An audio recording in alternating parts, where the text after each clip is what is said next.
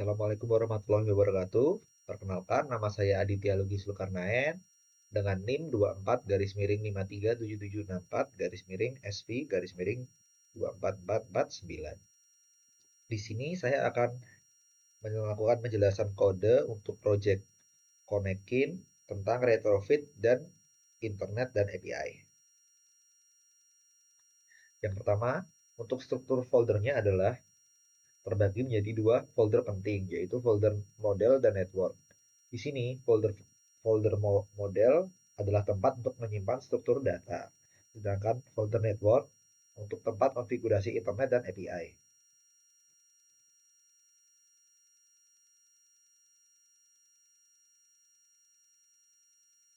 Langsung masuk ke model data.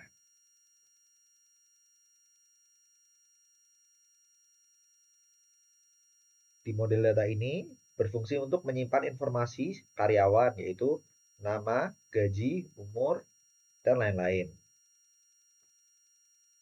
Dan anotasi serialized name berfungsi untuk mencocokkan nama variabel di kode dengan nama field yang dikirim dari API. Selanjutnya, file user berfungsi untuk membungkus atau menampung banyak karyawan dalam bentuk list. Di sini kan di aplikasinya akan menampilkan nama-nama karyawan dalam bentuk list. Di sini diaturnya di file model di file user. Lanjut kita masuk ke bagian folder network file API service. Di sini interface ini akan mendefinisikan endpoint API. Get employee artinya kita mau mengambil data employee dari alamat link yang berada di file API client. Linknya adalah dummy REST API example. Di sini, HTTP logging interceptor adalah berfungsi untuk melihat log, catatan, request, dan response di konsol, berguna untuk debugging.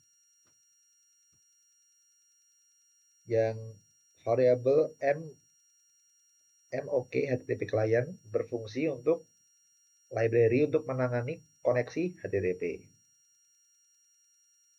Selanjutnya, yang retrofit builder berfungsi untuk konfigurasi retrofit dengan base URL, yaitu alamat dasar API, lalu JSON convert factory yang berfungsi untuk mengubah JSON dari API dari objek ke Kotlin.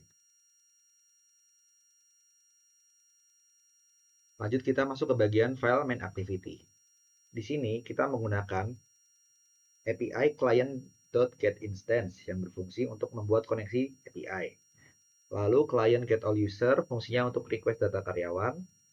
Lalu response enqueue yaitu menjalankan request secara asinkronus yang tidak memblokir UI-nya. Lalu onResponse berfungsi yang akan dipanggil ketika data berhasil diambil. Yaitu kita melakukan loop semua data dan ambil nama karyawan. Lalu masukkan ke dalam array list. Lalu menampilkan list view menggunakan array adapter. Selanjutnya, function atau method onFailure dipanggil ketika koneksi gagal dan menampilkan toast atau notifikasi koneksi error.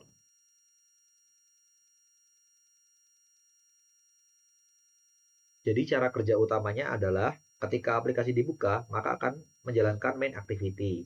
Lalu API kliennya dibuat dan dikonfigurasi dengan alamat API yang sudah kita atur di API client. Kemudian dilakukan request ambil data dari API tersebut. Lalu setelah menerima data akan diubah, JSON-nya diubah menjadi objek Kotlin. Lalu datanya diproses menjadi nama karyawan yang diambil dan dimasukkan ke dalam array list. Lalu setelah dimasukkan ke array list, maka akan ditampilkan dengan bentuk list view.